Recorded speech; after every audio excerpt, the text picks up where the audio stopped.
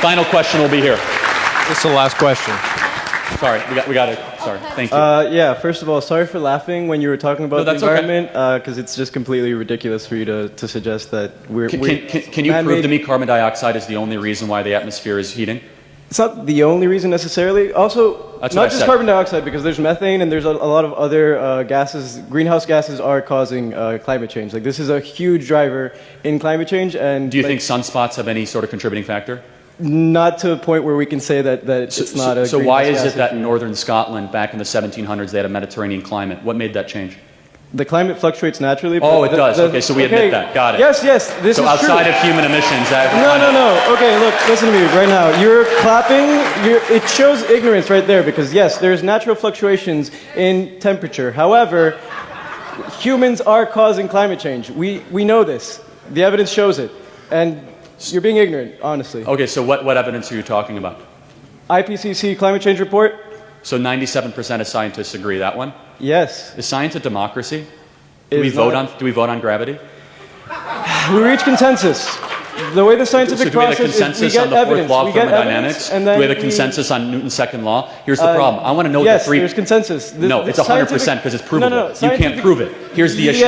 We don't have an up or down vote on things that can be proven. You're not a scientist. I want to know what the 3% believe. You know why? Because usually the 3% dissenting opinion against the majority is the one that we should listen to the most. That's called the scientific method. I'm pro-science. You're pro-mobocracy. You're pro-hysteria. You're pro-panic.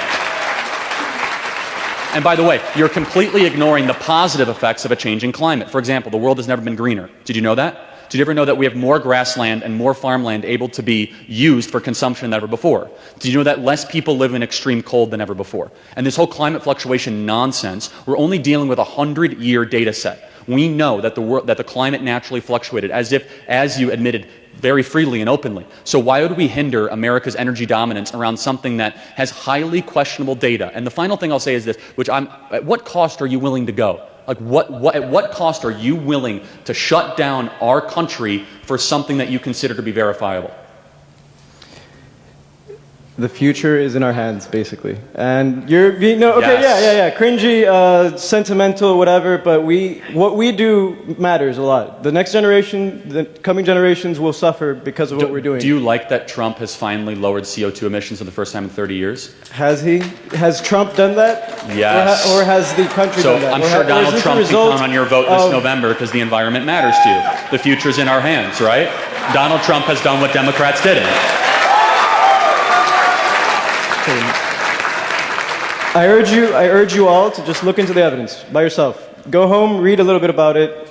Just do that. CO2 emissions are down. We're planting 1 trillion trees. We're finally energy independent, and we have a pathway to have an above all energy standard. Meanwhile, the other side wants to shut down the American economy. The future's in our hands. I can't wait to have you pull a ballot for President Donald Trump this November. Thank you so much. Guys, this has been fun. Thank you so much. I appreciate it. Thank you, guys. Thank you.